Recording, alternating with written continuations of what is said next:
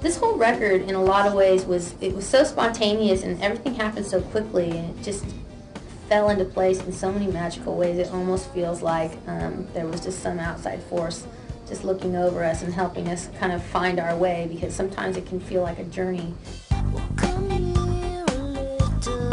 We haven't written the songs the traditional ways that we've written in the past. We've always written on acoustic guitar or piano, and then decided what kind of beat's going to go on afterward.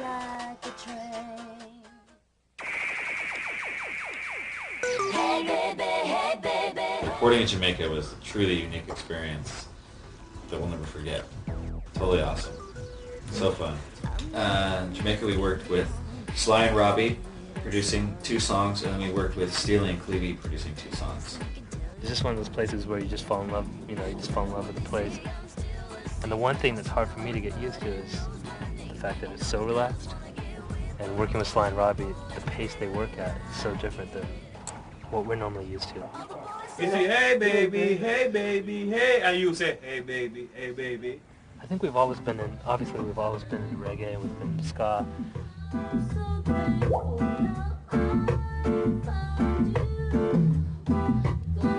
But we really got into the dancehall thing. We were listening to it every night on tour. We got these really cool compilations. And just got inspired, It just felt like a really cool place for us to go, because I think we feel like we've done like the organic rock band thing. And so this seems like the perfect middle ground, because it's danceable, but yet it's, it's still, there's still songs, and it still has that reggae kind of feel to it, which is something that we've always been into. It's weird, a lot of stuff I wanted to do on the last record is happening this time. I don't even think we asked to work with Nelly, but it was like our A&R guy said, well, Nelly Hooper's available. I was like, are you kidding me? And he's interested? Wow. So we ended up going in and cutting 3 tracks with him. Hey, Nelly Hooper, do you think it's possible that if we have extra time, we could make up some cool music for in between the tracks tonight? Tonight? Yeah. Have an all-nighter? We did that yesterday.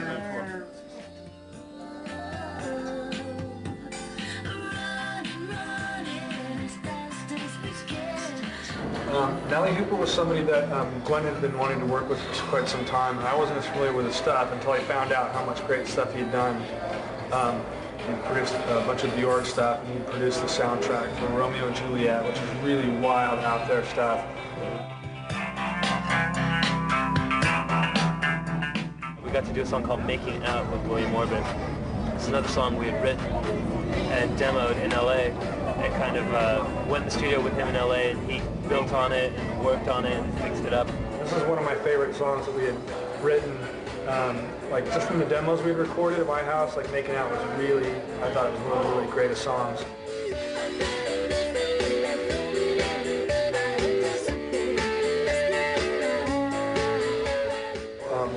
William was awesome. He had kind of the template that we had recorded for the demo, and then he just like had my guitar going through like a zillion little stomp boxes, and we just like tweaking sounds, and I was recording like little noodly bits for hours, like hours and hours of guitar tracks.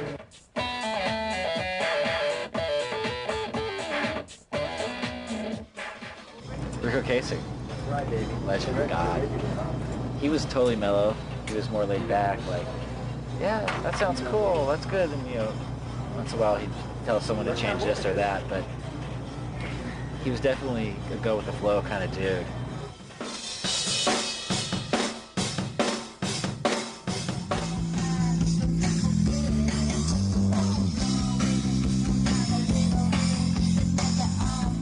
There's a couple songs we had written which were more on the old school rock side, rock new wave side of things, and we've always wanted to work with Rick, and we love the stuff he's done with Weezer, and obviously the stuff he did with the Cars. So we asked him to do it, we played the songs, and he really liked them. So he came and did 2 songs for us, Platinum Blonde Life and Don't Let Me Down. And he, 2 songs that he did, he kept the rock, a little bit of the rock in this album, which is good to balance things out.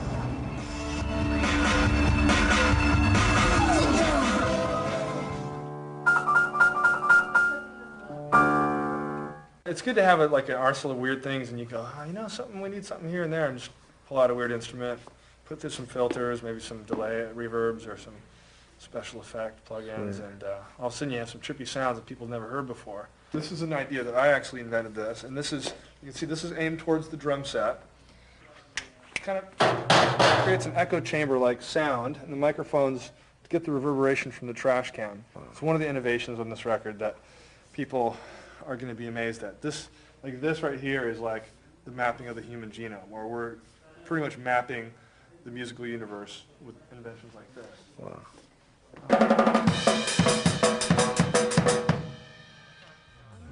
Okay, after everything was recorded, we went to London with Spike Stent at his studio there.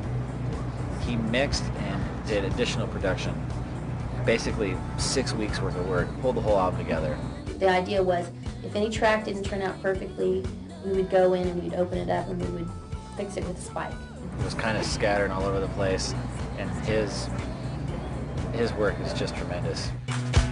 So I'm just kicking it, I'm counting the days. I hardly can wait for us to hang out.